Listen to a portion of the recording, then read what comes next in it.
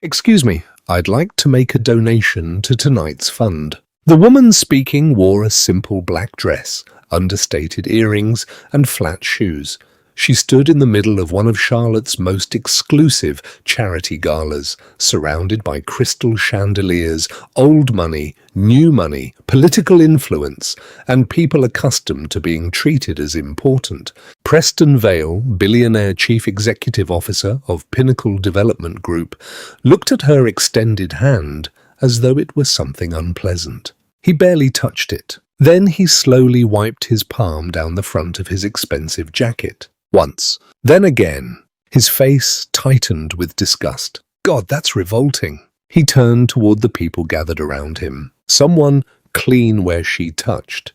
And get her out of here. She's contaminating the room. A woman wearing pearls laughed. A man nearby raised his phone and started recording. Another guest wrinkled her nose and stepped backward. Security began walking toward the woman without anyone even needing to call them. Hundreds of people were in that ballroom. Not one person stepped forward, and not one of them understood who they were watching. The woman Preston Vale had just treated like she was beneath everyone in the room was the one person with the power to save his company.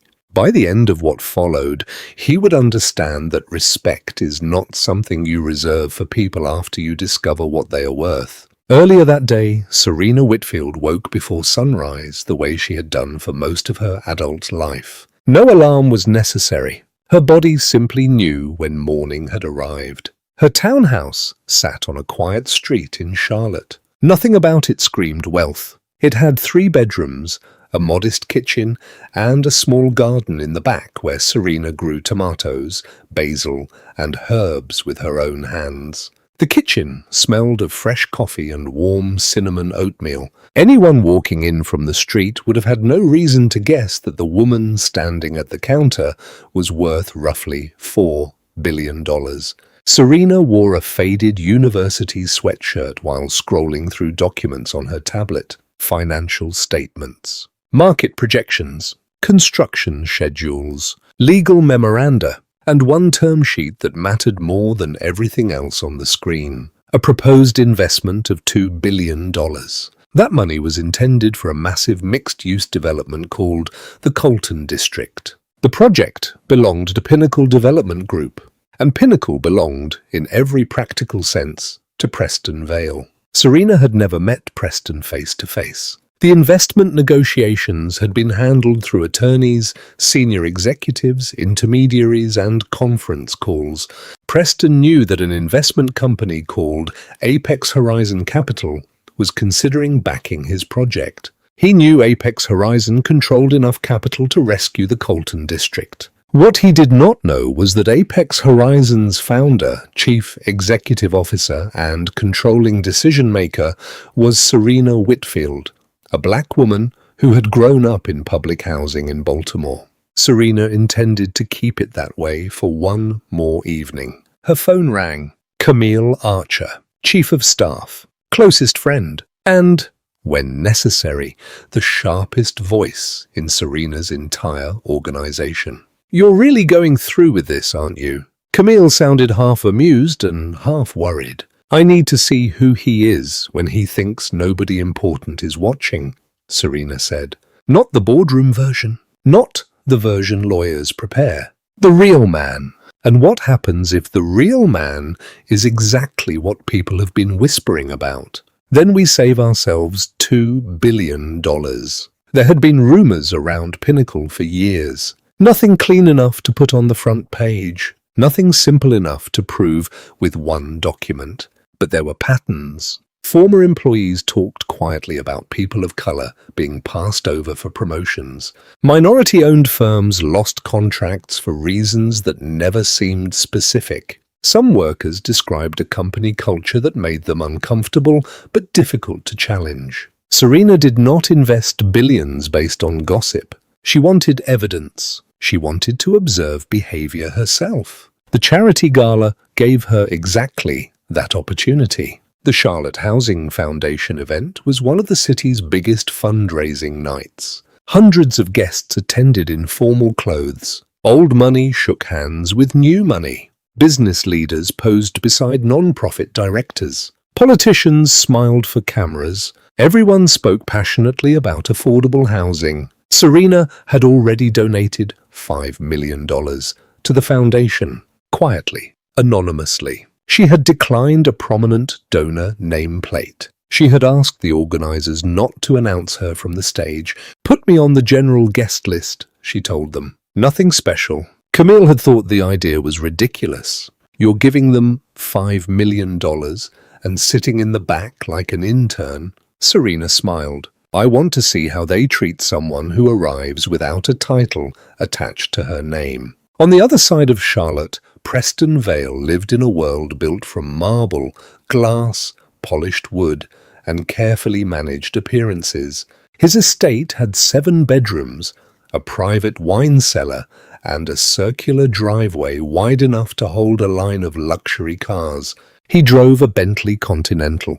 His watches cost more than many families spent on a house. Business magazines treated him like local royalty. Pinnacle Development Group had built shopping centers, luxury condominiums, office towers, and commercial districts throughout the Carolinas. Preston's face had appeared repeatedly on business magazine covers. He gave speeches about leadership. He sat on boards. He made donations large enough to have buildings named after him. From the outside, his empire looked nearly untouchable. Inside, it was bleeding. Pinnacle had taken on too much debt. The Colton district had fallen badly behind schedule and was running hundreds of millions of dollars over budget. Without a major outside investment, the project could collapse. And if the Colton district collapsed, the damage would spread through Pinnacle's balance sheet, its reputation, its lenders, and Preston's personal legacy. Apex Horizon's $2 billion commitment was not simply another investment. It was his lifeline. That evening, Preston arrived at the Monarch Hotel in a chauffeured Bentley. His navy suit was perfectly tailored. His pocket square looked sharp enough to have been measured with a ruler. He stepped onto the red carpet, greeted political leaders by name, shook hands for photographers, and laughed with the full confidence of a man who believed every room belonged to him the moment he entered it. Inside, the grand ballroom glittered under towering crystal chandeliers. A string quartet played softly. The silent auction offered luxury travel, rare collectibles, and expensive cars. Servers moved through the crowd with champagne and elegant appetizers balanced on silver trays. Preston traveled from conversation to conversation like a king inspecting his court. Handshakes, backslaps, private jokes, first names with powerful people. He was the honorary chair of the event. His name appeared in gold across the printed program. He had no idea that the person controlling the future of his company had already entered the building. Serena arrived alone. No security detail, no assistant, no visible sign of wealth. Her black dress was elegant, but simple. Her jewelry was small. Her clutch was plain. At first glance, she could have been a teacher, a non-profit employee, a community advocate, or simply someone's guest. That was exactly what she wanted. The ballroom hummed with expensive conversation. Serena took a glass of sparkling water from a passing tray and stood near the edge of the room. She watched. Preston stood near the center, surrounded by men in dark suits. They laughed when he laughed. They nodded when he spoke. They leaned toward him as if money had its own gravity. Serena recognized the pattern. She had seen it in boardrooms all over the country. People often revealed what they believed by the way they behaved around power. They also revealed even more by the way they treated people who appeared to have none. Serena waited. Eventually, a grey-haired real estate attorney named Everett Shaw spotted her near the appetizer table. "Serena, I didn't expect to see you tonight." He smiled warmly. "Come on, let me introduce you to a few people." Everett guided her toward Preston's circle. The group shifted slightly, not with the warmth of people opening space for a new guest, more like pedestrians adjusting when someone passed too close. "Preston," Everett said, "this is Serena Whitfield. She's involved in housing development and community investment here in Charlotte." That was the introduction Serena had requested. Vague, accurate, No mention of Apex Horizon. No mention of billions. No title powerful enough to change the way someone chose to behave. Preston turned. His eyes moved from Serena's face to her dress, down to her shoes, then back up again. The entire judgment seemed to happen in an instant. "Pleasure," he said.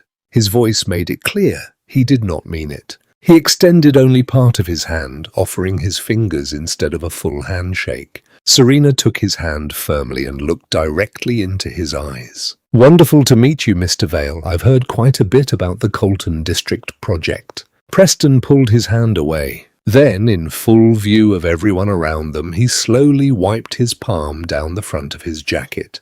The fabric made a soft brushing sound. He turned toward Nolan Mercer, Pinnacle's chief financial officer, who stood beside him, looking permanently anxious. God, that's revolting. Then Preston spoke loudly enough for the circle to hear. "Someone clean where she touched. And get her out.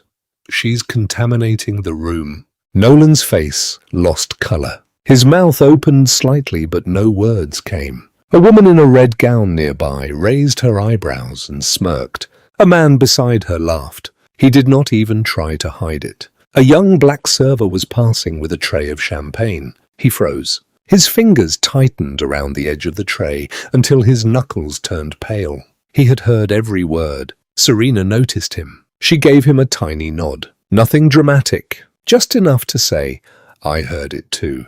Keep your dignity. Keep moving." The young man swallowed hard and continued toward the kitchen. Serena did not flinch. She did not argue. She did not raise her voice. Her face remained calm while the people around Preston closed back into their circle, as if Serena had already disappeared. She stepped away, took another sip of water, and remembered every detail. Later, Serena found herself near another group where Preston was speaking with developers and a city councilwoman named Tessa Rowe. He held a glass of bourbon and described his vision for the Colton district with the confidence of a man rarely challenged in public. Serena listened. Then she offered a thoughtful observation about mixed-income housing. She described a model used successfully in another major southern city, one that blended luxury units with affordable housing while producing strong, long-term returns. It was a serious investment point, the kind of comment a thoughtful developer should have considered. Preston stopped speaking. He turned towards Serena with the expression of an adult annoyed by a child interrupting an important conversation. "That's cute, sweetheart." He took a sip of bourbon. "But we're talking about real capital here, billions. Not little community grants and charity baskets." Then he raised his voice slightly. "Maybe try the volunteer check-in table. I think they still need help with name tags. That seems more your speed." Two developers laughed. One tried to hide it behind his glass. The other did not bother. A woman nearby whispered to her husband. He looked towards Serena and shook his head, almost as if he felt embarrassed for her. Councilwoman Tessa Rowe stared at Preston with visible disgust. Her grip tightened around her purse, but she said nothing. Nobody did. Serena held Preston's gaze, long enough for the silence to become uncomfortable. "I appreciate your honesty, Mr. Vale," she said quietly. "More than you know." Then she turned and walked away. Her posture stayed straight. Her steps were slow and measured. She would not hurry. She would not give Preston or anyone watching the satisfaction of seeing her retreat in shame. Tessa caught up with Serena near the bar. She touched Serena gently on the arm. "I'm sorry you had to hear that." Her face was flushed with anger. "He's been talking down to women all evening, but what he did to you was different. That was targeted." Serena looked at her calmly. "Don't be sorry, councilwoman. Be a witness." Tessa frowned. "A witness to what?" Serena's expression did not change. "You'll understand soon enough." When dinner began, guests moved into the main dining hall. Round tables covered in white linen filled the room. Gold-rimmed plates reflected candlelight. Roses, hydrangeas, and white lilies rose from crystal centerpieces. The smell of roasted lamb and rosemary drifted out from the kitchen. Serena checked the seating chart near the entrance. Her name appeared at table 29, back corner, last row, closest to the swinging kitchen doors. Every time a server entered or left, the doors banged open, carrying heat, noise, and the clatter of dishes into the room. Serena had donated $5 million, and table 29 was where the event had placed her. Preston's table sat directly in front of the stage. Perfect view, perfect lighting, an oversized flower arrangement. His name printed in elegant calligraphy on a gold place card. One young gala organizer noticed the donor list and suddenly realized something was wrong. She looked from the page to the seating chart. Her eyes widened. She hurried to the event director. There's been a serious mistake. Serena Whitfield donated $5 million. She can't be seated back there. The event director glanced toward Preston's personal assistant, who was adjusting place cards near the front. The assistant overheard. She's fine where she is. He did not even look up. We're not rearranging the room for someone nobody has ever heard of. Leave it. The organizer tried to object. The event director quietly stopped her. Don't push it. She closed her clipboard and walked away. Serena sat at table 29. She unfolded her napkin and placed it across her lap. She smiled politely at the strangers seated nearby. There were 2 junior banking associates, a retired teacher who had won her ticket through a charity raffle, and a couple of empty chairs nobody ever claimed. Behind Serena, the kitchen doors opened. Heat brushed across her back. Plates rattled. Voices called orders. She did not turn around. She ate her salad. She listened while a keynote speaker described the housing crisis affecting low-income families throughout the city. Then she watched from the darkest corner of the room as Preston Vale stood near the stage and received thunderous applause for what the host called his extraordinary generosity and visionary leadership. Preston placed one hand over his heart. He smiled toward the crowd. Photographers captured him from several angles. He looked like a man being celebrated for exactly the kind of values he had failed to show when nobody important, in his mind, was watching. Under the table, Serena's phone vibrated. A message from Camille. I'm outside. Say the word and I pull the term sheet. $2 billion gone. Serena replied. Not yet. I want to see how far this goes. She placed her phone face down, picked up her fork, and continued eating. Because the evening was not over, and Preston Vale, standing under the brightest lights in the room, had no idea that the only person capable of rescuing his failing empire was sitting beside the kitchen doors, almost invisible to him. After dinner, the gala's highest-level donors and selected guests were invited upstairs to a private lounge called the Sterling Room. Velvet curtains, leather chairs, soft jazz. A private bar. This was where the real business happened, where handshakes could mean millions, where powerful people made decisions in low voices while holding expensive drinks. Serena's $5 million donation easily qualified her for entry. A hostess checked the guest list and smiled. Welcome, Miss Whitfield. Please, enjoy your evening. Serena stepped inside. The room smelled of leather, expensive liquor, and faint cigar smoke. A small group of influential guests moved through quiet conversations. Preston was already there. Of course, he was at the center. He sat in a high-backed leather chair like it had been built as a throne. Bourbon in hand, several men surrounded him. Nolan Mercer stood nearby holding a glass of water he barely touched. Preston noticed Serena entering. His smile disappeared. Who keeps letting her in? He did not whisper. Is she someone's guest? A caterer who wandered away from the kitchen? Nolan shifted uncomfortably. I think she's a donor, Preston. Her name is on the list. Preston laughed. Donated what? A few dollars in a basket? Then he said something about people like her always finding a way into rooms where they did not belong. The way he said people like her carried more meaning than the words themselves. A man in a pinstripe suit chuckled. You're awful, Preston. But he smiled while saying it. Serena did not hear that exchange. She was across the room ordering sparkling water with lime. But she felt the shift. The glances, the conversations that softened when she passed, the looks that landed on her and moved away quickly. She knew that atmosphere. She had known versions of it throughout her life. Still, Serena decided to make one final approach. One last test. She wanted to speak to Preston about Charlotte's mixed-use development market. A normal professional conversation. Nothing confrontational. Nothing personal. She walked toward his circle. Mr. Vale, I was hoping we could speak briefly about the mixed-use development landscape in Charlotte.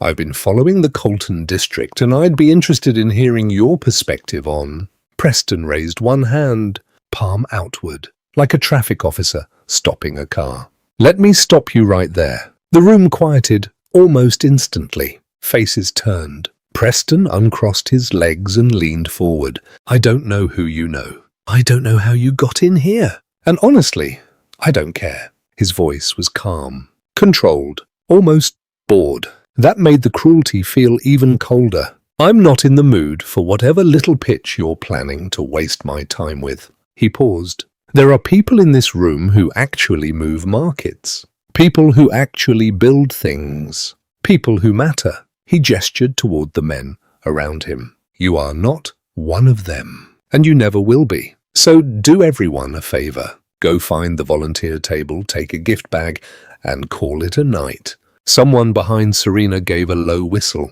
A woman on a nearby couch stared at the floor. A man near the window quietly pulled out his phone and began recording. Serena did not move. Her glass stayed steady.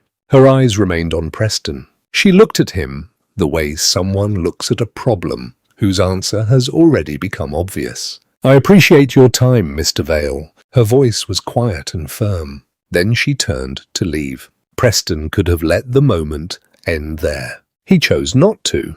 Hold on. Serena stopped. She did not turn around. Preston snapped his fingers at a passing waiter. Bring me hand sanitizer. Now. The waiter, a young Latino man, hesitated. His eyes moved from Preston to Serena. For a moment, he looked as if he wished he could disappear. Now, Preston repeated.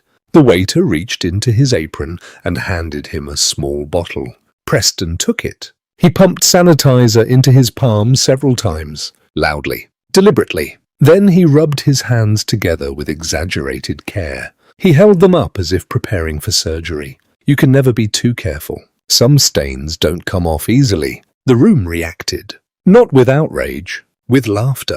Uncomfortable laughter. Cruel laughter. Complicit laughter. The kind people use when they know something is wrong, but decide belonging to the powerful group matters more than doing the right thing. A woman in a sequined dress covered her mouth while laughing. A man in a bow tie slapped his knee. Another guest raised his bourbon as if toasting Preston's joke. The man near the window kept recording. Serena stood with her back to them. She heard every laugh. She felt every pair of eyes. The soft jazz continued playing. A smooth saxophone line floated through the room as though nothing had happened. Serena walked out without looking back.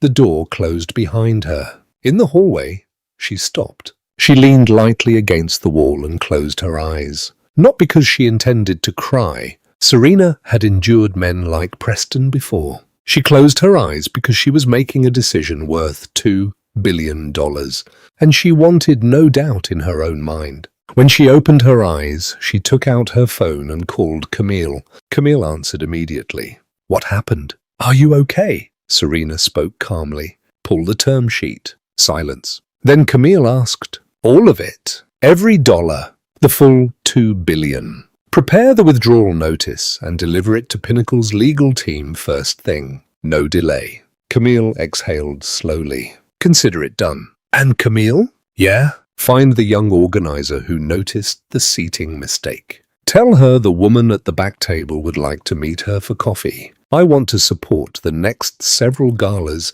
she organizes personally. Camille laughed. A real laugh. Warm. Sharp. You're unbelievable. No, Serena said. I'm just getting started. She ended the call and placed the phone back in her clutch. Then she walked toward the elevator. Behind her, People in the Sterling room were still laughing. Preston was still performing for his audience. The phone near the window was still recording. Nobody in that room understood what had just happened. The most powerful investor in the building had walked out, and she had taken $2 billion with her. The next business morning, Preston entered Pinnacle Development Group's executive floor in a spectacular mood. His corner office sat high above Charlotte behind walls of glass. A massive mahogany desk dominated the room. A framed magazine cover featuring his own smiling face hung prominently on one wall. He believed the gala had gone perfectly. He had been applauded, photographed, praised. He had controlled every room he entered, exactly as he believed he always did. And more importantly, his attorneys had told him the Apex Horizon investment was nearing completion. $2 billion. Enough to stabilize the Colton district. Enough to save Pinnacle. Enough to secure the legacy Preston had spent years building. He set down his coffee and leaned back. For the first time in a long while, the pressure in his chest began to ease. Then Nolan Mercer entered without knocking. Nolan was not the kind of man who entered any office without knocking. He usually waited politely, shoulders slightly hunched, always cautious. But this time, he walked straight in. His face had gone pale. He held a tablet in both hands like something dangerous. "We have a problem." Preston barely looked up. "Whatever it is, it can wait." "It can't." Something in Nolan's voice made Preston sit upright. This was not ordinary anxiety. It was fear. Nolan placed the tablet on the desk. The screen displayed the leadership page for Apex Horizon Capital. Clean design. A gold Horizon logo. And in the center, a photograph. Serena Whitfield, founder, chief executive officer, managing partner. The same calm face Preston had looked at with contempt. The same woman whose hand he had wiped from his jacket. The same woman he had told to find a volunteer table. The same woman he had treated as if her presence contaminated the room. Preston stared at the photograph. His coffee sat untouched. Steam rose and disappeared. "That's..." His voice came out dry. "That's the woman from the gala." Nolan nodded. "Yes, she runs Apex Horizon. She doesn't just run it. She built it. She's worth around $4 billion. She is one of the most powerful private equity investors in the Southeast. And until the gala, she was the person prepared to put $2 billion into the Colton district." Preston's hand moved toward his mouth. "Until the gala?" Nolan opened another document. Formal letterhead. Apex Horizon Capital.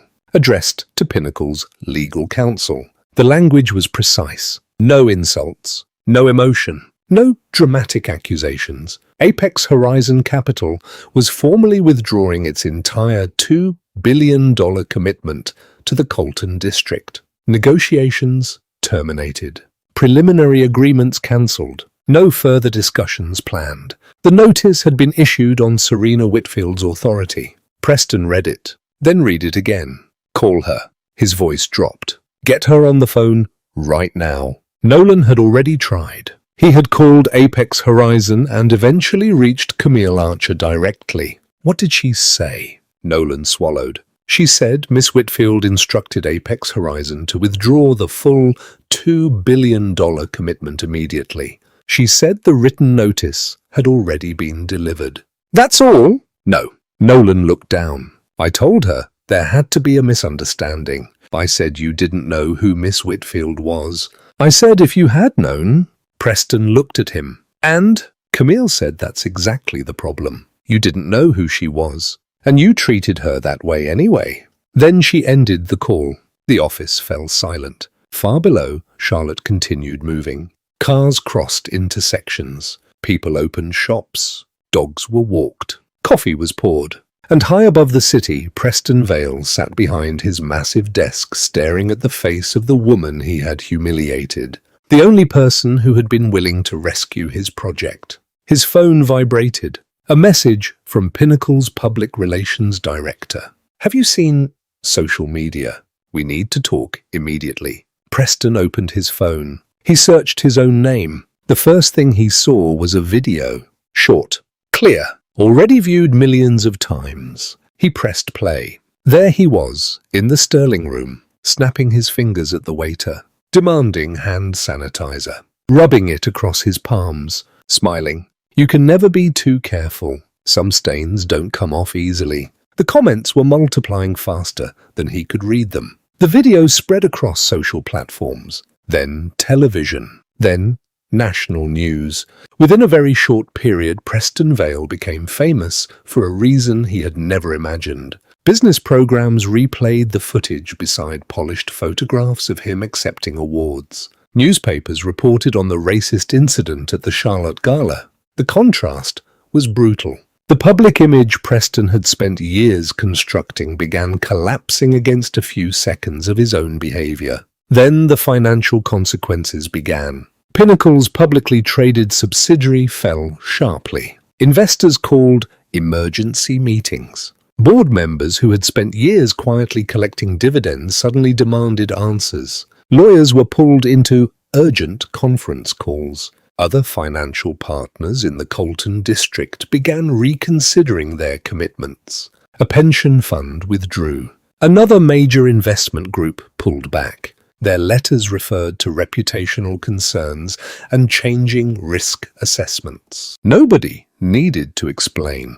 what those phrases meant. Combined with Apex Horizon's withdrawal, the lost capital exceeded $3.4 billion. The Colton district, Preston's signature project, was effectively dead in its existing form. Pinnacle's public relations team issued a statement saying Preston regretted any misunderstanding and respected all members of the business community, regardless of background. The response only made things worse. The statement did not name Serena. It did not clearly acknowledge what Preston had done. It never offered a direct apology. The public had already seen the video. There was nothing to misunderstand. As pressure grew, Preston did something he had almost never done in business. He went to someone else's office without an appointment to ask for another chance. He drove to Apex Horizon Capital's Charlotte headquarters, a modern glass building with the company's Gold Horizon logo above the entrance. He parked in the visitor area, straightened his tie in the mirror, tried to steady his hands, then walked inside. The lobby was bright and quiet. Abstract art covered the walls. A receptionist sat behind a marble desk. She recognized him immediately. Her expression remained professional. "I need to see Miss Whitfield. Please, just a few minutes. That's all I'm asking." The receptionist made a call. A little later, Camille Archer entered the lobby. She wore a navy blazer and walked with the calm precision of someone who had expected this moment. She did not smile. Preston stepped toward her. "Miss Archer, I need to speak with Serena directly." "Please." "I'll do whatever it takes. I'll apologize publicly. I'll donate to any cause she names. Camille raised one hand, not aggressively, just enough to stop him. "Mr. Vale, Miss Whitfield is not available to meet with you. Not today. Not later." Preston's mouth opened. No words came. "You had your opportunity to speak to her at the gala," Camille continued. "You used it to humiliate her. You wiped your hand after touching her. You called her contamination. You performed for a room full of people who laughed with you." She paused. "You did not know her title. You did not know her wealth. You did not know she controlled the investment your company needed. And that's why what happened matters. Because basic respect should never depend on finding out who someone is afterward." Preston's eyes filled. "Please, I'm asking you. Let me explain." Camille's expression stayed calm. "There is nothing about the facts that needs explaining. What matters now is accountability." Then she turned and walked back toward the elevators. She did not look back.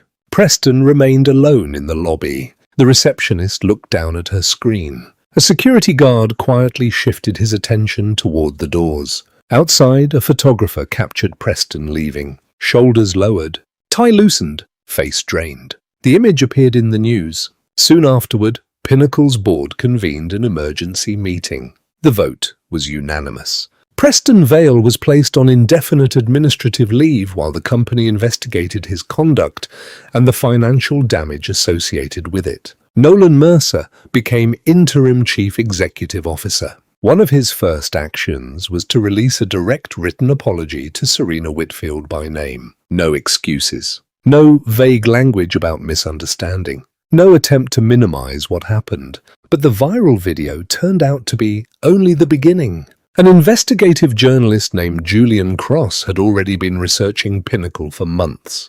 He had sources, documents, former employees willing to speak if someone could show them they were not alone. The gala footage changed everything. Julian published an investigative series about patterns of discrimination inside Pinnacle Development Group. The first report included testimony from several former employees of color. A black project manager named Darius Coleman described being passed over for promotion repeatedly. Each time, the role went to a white colleague with less experience. When Darius asked why, he said management told him he was not the right cultural fit for leadership. A Latina architect named Elena Marquez described being removed from a major client presentation shortly before it began. Her designs were presented by a white colleague instead. According to Elena, a manager told her the client preferred a certain look at the table. A black contracts officer named Patrice Nolan described minority-owned firms being quietly excluded from Pinnacle's vendor lists. She produced internal messages showing senior leaders had been told to prioritize established relationships. In practice, she said, that language repeatedly favored white-owned companies and shut qualified minority firms out of opportunities. One of the most damaging sources was Meredith Sloan, a former human resources director who had worked inside Pinnacle for years. Meredith was white. She had preserved internal emails. Some came directly from Preston. In one message, minority contractors were dismissed as charity cases. In another, Preston told an assistant to keep the executive floor looking a certain way, adding language that made the implication difficult to miss. In another exchange about a proposed diversity program, he ordered the idea quietly killed and complained that he did not want his company turned into a social experiment. Meredith had saved those messages on an encrypted drive. For years, she had remained silent. The gala video changed her decision. More former employees came forward as Julian's investigation expanded into a 5-part series. 19 former workers eventually described what they had experienced inside Pinnacle. Their individual stories differed. The pattern did not. People of color described being hired but not promoted, invited into the building but shut out of influence, given work but denied credit, expected to perform while being told, directly or indirectly, that leadership did not look like them. Some described learning to stay quiet in meetings because challenging a senior executive could end a career. Others described watching less experienced colleagues receive opportunities they had worked years to earn. Several said the hardest part was not one dramatic incident, but the steady accumulation of smaller decisions that told them they were welcome to work, but not welcome to rise. National media picked up the investigation. Former employees appeared in televised interviews watched by millions. Major newspapers published editorials. Television networks devoted entire segments to the allegations and the culture that had allowed them to continue. The story moved beyond Serena. That mattered to her, because what happened to Serena at the gala had lasted only a few moments. What employees described had followed them through careers, paychecks, promotions, contracts, and years of professional life. Their stories were no longer background details. They became the center of the reckoning. Federal regulators opened a formal investigation into allegations of systemic racial discrimination at Pinnacle. Investigators obtained records, reviewed emails, interviewed employees privately, examined hiring, promotion, termination, contracting, and vendor practices. The findings were severe. Pinnacle was found to have engaged in discriminatory employment practices, retaliation against some employees who raised concerns, exclusion of minority vendors, and conduct contributing to a hostile work environment over an extended period. The financial consequences were enormous. The company faced $85 million in damages and penalties. It was required to implement anti-discrimination training. Independent oversight was imposed. Compliance reporting became mandatory. But the federal findings were only part of the reckoning. A group of former employees, including Darius Coleman, Eleanor Marquez, and Patrice Nolan, filed a class action lawsuit. They alleged racial discrimination, hostile work conditions, retaliation, wrongful termination, and severe emotional harm. They sought $200 million. The case did not go to trial. Pinnacle's new leadership settled. The final amount remained confidential, but reports placed it above $120 million. Then came Preston's personal consequences. The board voted again, unanimously. His removal became permanent. Preston Vale was terminated as Chief Executive Officer for cause. His $60 million severance package disappeared under a misconduct provision buried inside the contract that once protected him. Regulators later barred him from serving for a full decade as an officer or director of a publicly traded company in the United States. The man who had built his identity around authority, access, and corporate control was suddenly prohibited from holding the kind of position that had defined him. His financial position collapsed. Pinnacle's stock decline destroyed hundreds of millions of dollars in the value of his personal holdings. His estate went on the market. The Bentley vanished from the driveway.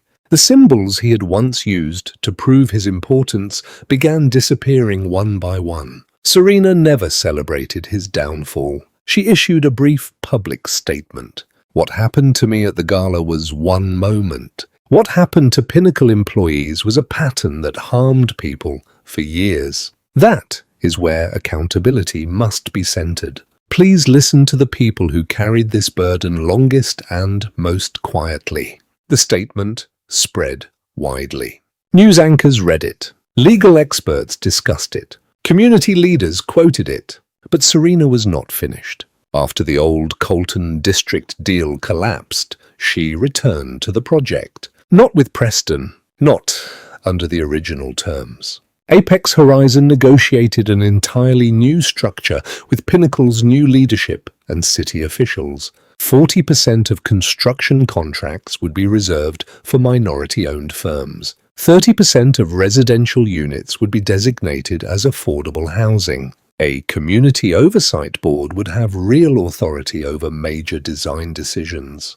The total investment increased to $2.1 billion, $100 million more than the original proposal. At the signing ceremony, Councilwoman Tessa Rowe stood beside Serena. She leaned toward the microphone. This is what leadership looks like. The room erupted. As the project moved forward, Charlotte did not suddenly become a perfect city. The skyline did not transform overnight. Neither did inequality. But something had changed in the public conversation. People spoke differently about power, about access, about who gets heard, about the difference between charity performed under chandeliers and respect practiced when nobody thinks the cameras matter. Apex Horizon launched a new initiative called the Open Door Fund. $500 million dedicated to businesses led by people of color throughout the American Southeast. Applications poured in. More than 12,000 entrepreneurs and business owners applied during the fund's opening period. Serena insisted that her team treat every application seriously. They reviewed every one. The first group of investments ultimately supported 214 businesses. Technology startups in Atlanta, manufacturing firms in Birmingham, construction companies across the Carolinas, professional service firms, and a sustainable agriculture company in the Mississippi Delta led by a young black woman who had never before sat across a table from a serious institutional investor. Serena met that young founder personally. She shook the young founder's hand and held it with warmth. "Someone should have opened this door for you much earlier," Serena said. "I'm just making sure it stays open now." The redesigned Colton district eventually broke ground. Not Preston Vale's version, a new version. Cranes rose against the Charlotte skyline. The crews working beneath them reflected the city around them. Black workers, Latino workers, white workers, immigrants, people born in the region. People whose businesses had once been overlooked now held major contracts. The Community Oversight Board held one of its first meetings in a church basement near the development site. Residents filled the room. Teachers, bus drivers, nurses, parents. People who had spent years watching the city grow taller while worrying that their own neighborhoods were becoming less affordable. This time, they had a seat at the table. A real one. Not table 29 beside the kitchen doors. Councilwoman Tessa Rowe also kept her promise to act on what she had witnessed. She introduced an ordinance requiring anti-discrimination training for companies receiving city development contracts.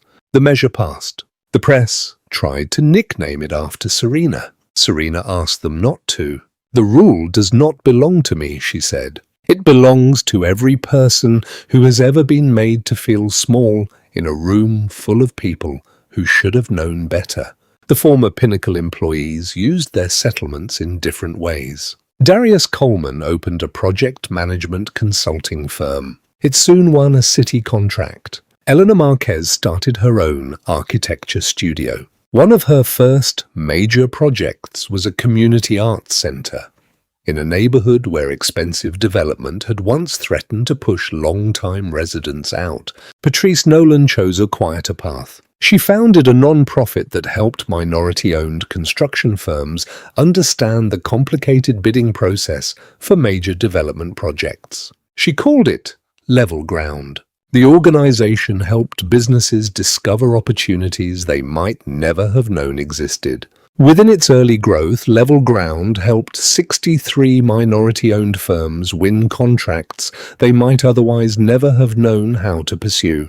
It taught owners how to prepare documents, meet compliance requirements, compete for major contracts, understand complicated bid packages, and enter rooms that once seemed designed to exclude them. Patrice did not build the organization to guarantee anyone's success. She built it so qualified people would at least know where the door was, what it required, and how to walk through it prepared. As for Preston Vale, his public life became smaller and quieter. A photograph eventually showed him outside his former estate as the property changed hands. The mansion sold for $11 million, several million less than he had paid. He wore a baseball cap pulled low, no tailored suit, no pocket square, no Bentley. His name was removed from university buildings that had once displayed it because of his donations. The plaques came down quietly. No ceremony, no speeches. One day, the walls simply no longer carried his name. Preston stopped giving interviews. He disappeared from Charlotte's social scene. Rumors spread about where he had moved. Some said he lived outside the city. Others believed he left the state. Eventually, people stopped asking. The city moved forward. But the lesson remained. Serena's story was never really about a billionaire discovering that he had insulted another billionaire. That would be too simple.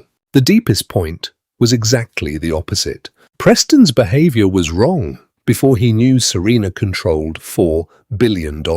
It was wrong before he learned she could cancel a $2 billion investment. It was wrong before the video went viral. It was wrong when he believed she was a teacher, a non-profit worker, a volunteer, someone's guest, a person without influence. Respect does not become necessary only after we discover someone's title. Human dignity is not a reward for wealth, status, education, race, profession, or power. It should be the starting point. The young server carrying champagne deserved respect. The waiter asked for hand sanitizer deserved respect. The gala organizer who tried to correct the seating mistake deserved respect. The retired teacher sitting beside the kitchen doors deserved respect. The former employees who spent years being ignored deserved respect. And Serena deserved respect even if she had entered that ballroom with nothing more than the dress she wore and the name she gave.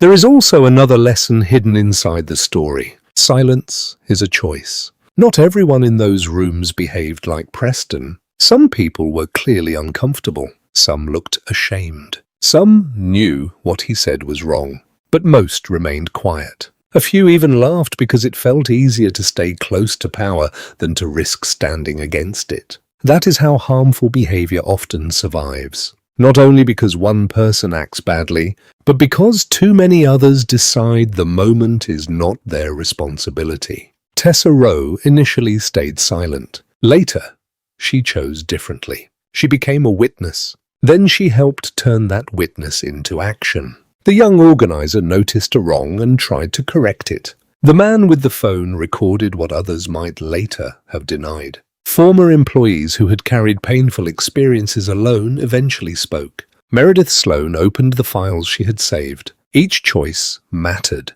Responsibility is rarely one dramatic act. Most of the time, it begins with smaller decisions. Whether to laugh, whether to look away, whether to speak, whether to document, whether to apologize honestly, whether to change a system instead of protecting a reputation. Forgiveness also does not mean pretending consequences should disappear. Serena did not seek revenge for the pleasure of watching Preston fall. She did not use her wealth to humiliate him in return. She made a business decision based on his character and the risk that character created. When evidence showed the harm extended beyond her, she directed attention toward the employees who had suffered longer. Then she used her influence to build something different. That is a powerful form of strength. Not simply closing a door on someone who hurt you, but opening better doors for people who were kept outside. Choices have consequences. Sometimes those consequences arrive quickly. Sometimes they take years. An apology matters, but only when it is honest. Accountability matters, but only when it leads to change. And kindness matters because we never truly know the full story of the person standing in front of us. The stranger at the back table may be carrying a dream. The employee you barely notice may have spent years mastering something nobody bothered to ask about. The person with no impressive title may have more courage, wisdom, or ability than the most celebrated person in the room. You do not need to know someone's net worth before deciding to treat them well. You do not need to know what doors they can open for you. You do not need to know whether a camera is recording. Respect is valuable precisely because it should be given without calculation. And perhaps that is the simplest truth Serena Whitfield carried out of that ballroom. Treat people with dignity when you believe they can do nothing for you. Listen before you judge. Choose courage over comfortable silence. When you make a mistake, own it without hiding behind excuses. When you have power, use some of it to create opportunity for someone who has been denied it. Because the way we treat people in ordinary moments says more about our character than any title printed on a business card. A place at table 1 does not make someone more human. A seat beside the kitchen doors does not make someone less. And sometimes the person the room overlooks is the person who will remind everyone what real leadership was supposed to look like all along.